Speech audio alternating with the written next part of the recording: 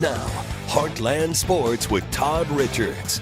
Sponsored by Southeast Orthopedics and Sports Medicine. Hi again, everyone. Talking about making a splash, right? The Cape Catfish 6-0 to start the season, heading into tonight's game against the Danville Dans. Now, we'll see if the Catfish can make it 7 straight. That would be really cool for the fans and for Chris Hall, who gets the base hit. Kind of just getting things started. You could kind of say a table setter, if you will, because he gets the first, then steals second, then goes to third. And just like that, the Catfish are in business. No score, obviously, early, but not for long. Justin Carancini drives in Hall. Catfish on the board, exactly what they needed. Maybe some good offense, and how about some good pitching? They got plenty of that. This is a great roster if you look at it. Jordan Riley on the mound for the Catfish, and up and down the roster, they keep picking up Heartland players, so we'll have a lot to talk about in the upcoming days. They have really assembled a team for sure. Catfish win 6-1. Again, that's 7 in a row, and they'll continue trying to make it 8 straight tomorrow. Hey, by the way, the Thrillbillies also playing well. Their first year in the Prospect League. They beat the O'Fallon Hoots 4-1. Well, the Cardinals looking to end that 5-game winning streak. Could they get it done tonight in Texas? Well, last night on Heartland Sports, we talked to a couple of former Cardinal pitchers, Danny Cox and Scott Terry. They talked about the team's recent struggles.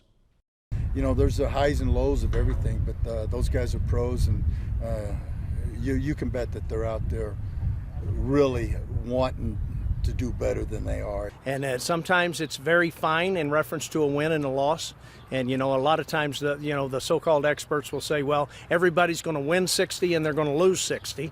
It's what they do with the other 22 games that's going to make a difference in reference to how well they do. All right, let's see how well they did tonight. Game scoreless in the 8th. Alec Burleson, that's right. Alec Burleson steps in the batter's box, kind of golfs it right down low and out.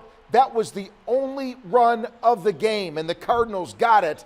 Man, great pitching. Jack Flaherty was outstanding, and then Ryan Helsley in relief gets the pop out. A little bit dicey here. Paul DeYoung reaches up, grabs it. A little bit of traffic in the outfield, no problem.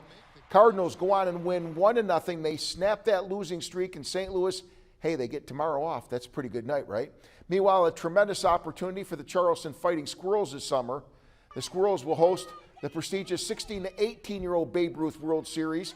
Competition features the best teams from around the world. It'll take place at Cape Central High School and Kappaugh Field. Charleston head coach Michael Minner talked about the magnitude of the event.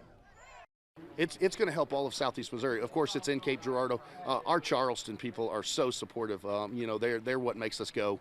And so we're going to branch out. We're going to be hitting up people. We need people from all over Southeast Missouri to help make sure that this thing gets put on. It's a big task. I didn't really realize when we took it how much it entailed, and it's a lot more than I thought. So we're super excited. It's going to be incredible. But we need a lot of help, and for the towns that surround Southeast Missouri, it's going to be a great economic impact for the week.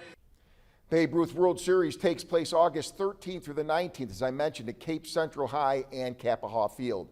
The Big South OVC Football Association unveiling its new logo heading into the inaugural season. Easy for me to say, right? The logo incorporates the logos and colors for each multi-sport conference. Both have been really rich, the histories and tradition and the success that they've had on the FCS level. The new trademark also features the tag line Stronger Together. It's been used since a partnership started last February. We'll leave you with the scoreboard if we can throw it up there, the NBA Finals. And there you go. Denver goes up 2-1 on the Heat.